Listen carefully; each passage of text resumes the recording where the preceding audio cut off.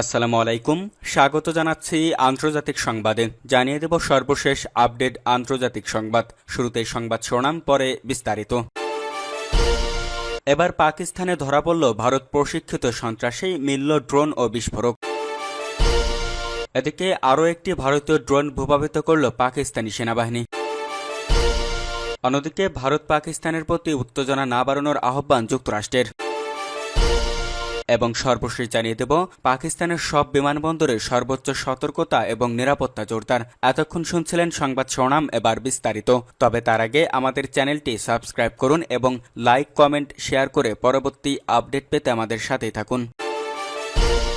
পাকিস্তানে ধরা পড়ল ভারত প্রশিক্ষিত সন্ত্রাসী, মিলল ড্রোন ও বিস্ফোরক। পহেলগাঁও হামলার পর ভারতের অভিযোগের জবাবে পাকিস্তান সেনাবাহিনী মঙ্গলবার এক গুরুত্বপূর্ণ প্রেস ব্রিফিংয়ে দাবি করেছে তারা ভারতীয় সরকারের পৃষ্ঠপোষকতায় দেশের অভ্যন্তরে সন্ত্রাসের অকাট্য প্রমাণ হাতে পেয়েছে।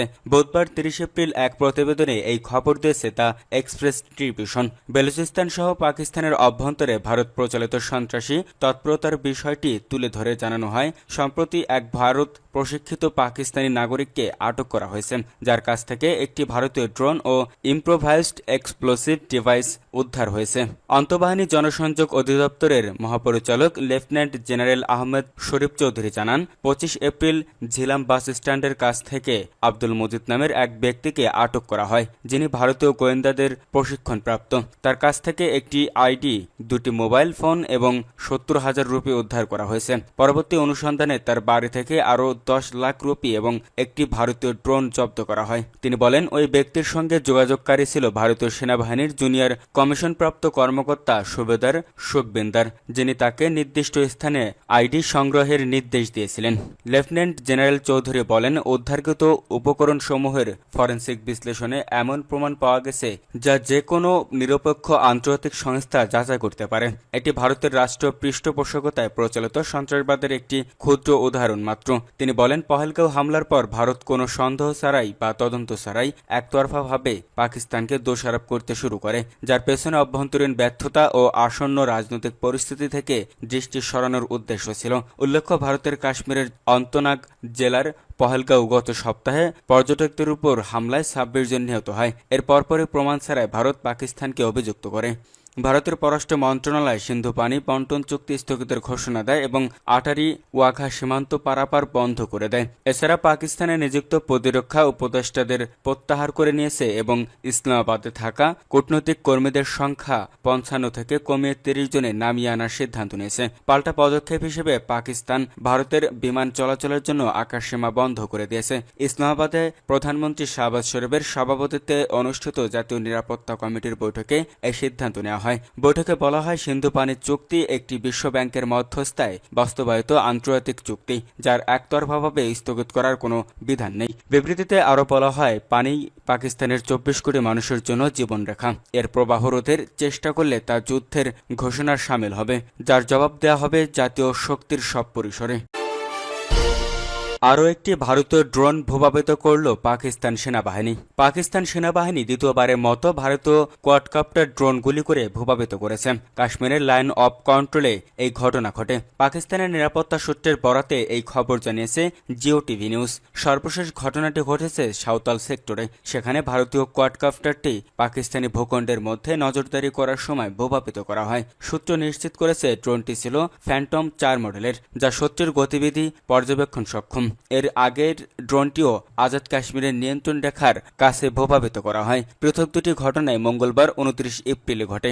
ড্রোন সংক্রান্ত বারবার সীমান্ত লঙ্ঘনকে ভারতীয় সেনাবাহিনীর দায়িত্ব জ্ঞানহীনতা আচরণের প্রতিফলন হিসেবে অভিহিত করেছেন পাকিস্তানের নিরাপত্তা ও প্রতিরক্ষা বিশ্লেষকরা। তাদের মতে এই অঞ্চলে ড্রোন উড্ডয়ন উত্তেজনা বাড়াচ্ছে। তারা আরও বলেছেন, ভারতীয় কোয়াডকপ্টার ভূপাতিত করা পাকিস্তান সেনাবাহিনীর পেশাদার ক্ষমতা এবং অপারেশনাল প্রস্তুতির স্পষ্ট প্রদর্শন। প্রতিপক্ষের এই ধরনের উস্কানিমূলক কাজ আঞ্চলিক শান্তিকে স্থিতিশীল করার ইচ্ছাকৃত প্রচেষ্টা। পাকিস্তান সেনাবাহিনী আরও কঠোর জবাব দিলে পরিস্থিতি বদলে যেতে পারে বলেও আশঙ্কা প্রকাশ করে প্রতিরক্ষা বিশ্লেষকেরা। পাকিস্তান সামরিক সূত্র বলেছে, পাকিস্তান সেনাবাহিনী সর্বদা শত্রুর যে কোনো আগ্রাসনের তাৎক্ষণিক ও কার্যকর জবাব দিতে প্রস্তুত। সমগ্র জাতি প্রতিটি ফ্রন্টে শত্রুকে যথাযথ জবাব দিতে সশস্ত্র বাহিনীর সঙ্গে ঐক্যবদ্ধভাবে দাঁড়িয়েছে। এদিকে কাশ্মীর সীমান্তে টানা 6ষ্ঠ দিন ভারত পাকিস্তান সেনাদের মধ্যে মধ্যে গোলাগুলি হয়েছে। ভারতীয় সেনাবাহিনীর এক বিবৃতিতে জানানো হয়েছে, মঙ্গলবার 29 এপ্রিল রাত থেকে বুধবার 30 এপ্রিল ভোরের মধ্যে নিয়ন্ত্রণ রেখার কাছে জম্মু ও কাশ্মীরের নওশেরা, সুন্দরবানি এবং আখনুর সেক্টরে গুলি চালায় পাকিস্তানি সেনারা। বিনা প্রচারণায় নিয়ন্ত্রণ রেখার অপর প্রান্ত থেকে গুলি চালানো হয়। এতে পাল্টা গুলি করে জবাব দেয় ভারতীয় সেনাবাহিনী। পাকিস্তান ভারতের প্রতি উত্তেজনা না বাড়ানোর আহ্বান যুক্তরাষ্ট্রের। কাশ্মীরের পহেলগামে বন্দুকধারীদের হামলাকে কেন্দ্র করে প্রতিবেশী ভারত ও পাকিস্তানকে উত্তেজনা না বাড়ানোর আহ্বান জানিয়েছে যুক্তরাষ্ট্র। এ নিয়ে মার্কিন পররাষ্ট্রমন্ত্রী মার্কো রুবিও এই দুই দেশের পররাষ্ট্রমন্ত্রীর সঙ্গে শীঘ্রই কথা বলবেন। যুক্তরাষ্ট্রের পররাষ্ট্র দপ্তর গতকাল মঙ্গলবার এই তথ্য জানিয়েছে। ওয়াশিংটন গত রোববার বলেছে, পারমাণবিক শক্তিধর দুই দেশ ভারত ও পাকিস্তানের সঙ্গে বিভিন্ন পর্যায়ে যোগাযোগ করছে তারা। পাশাপাশি চলতি সংকটে দায়িত্বশীল সমাধানের পথে কাজ করতে উভয় দেশকে তারা আহ্বান জানায়। রুবিওর বক্তব্যের বরাত দিয়ে মার্কিন পররাষ্ট্র দপ্তরের একজন মুখপাত্র সাংবাদিকদের বলেন, আমরা উভয় পক্ষের সঙ্গে যোগাযোগ রাখছি, তাদের বলছি উত্তেজনা না বাড়াতে। পররাষ্ট্র মন্ত্রণালয় আরও বলেছে, রুবিও ভারত ও পাকিস্তানের পররাষ্ট্রমন্ত্রীদের সঙ্গে মঙ্গলবার, গতকাল বা বুধবার আজ কথা বলবেন বলে আশা করা হচ্ছে। একই কাজ করতে অন্য পররাষ্ট্রমন্ত্রীদেরও উৎসাহ দিচ্ছেন তিনি। কাশ্মীরের হামলার পর ওয়াশিংটন প্রকাশ্যে ভারতের প্রতি সমর্থন ব্যক্ত করেছেন। হামলার নিন্দা জানিয়েছেন মার্কিন প্রেসিডেন্ট ডোনাল্ড ট্রাম্প ও ভাইস প্রেসিডেন্ট জে ডিভেন্স। তবে ওয়াশিংটন পাকিস্তানের সমালোচনা করেনি।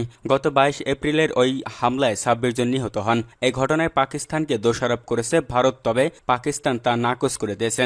আহ্বান জানিয়েছে নিরপেক্ষ তদন্ত করতে। চীনের ক্রমবর্ধমান প্রভাব ঠেকাতে ভারত আগের চেয়ে আরও বেশি যুক্তরাষ্ট্রের অংশীদার হয়ে উঠেছে। তবে পাকিস্তানও যুক্তরাষ্ট্রের একটি মিত্রদেশ হয়ে আছে। মুসলিম সংখ্যাগরিষ্ঠ কাশ্মীরের পূর্ণ নিয়ন্ত্রণ নেওয়ার দাবিদার ভারত ও পাকিস্তান উভয় দেশ। বর্তমানে দুই দেশ কাশ্মীরের অংশবিশেষ নিয়ন্ত্রণ করছে। এই ভূখণ্ড নিয়ে দেশ দুটি অতীতে একাধিকবার যুদ্ধে জড়িয়েছে।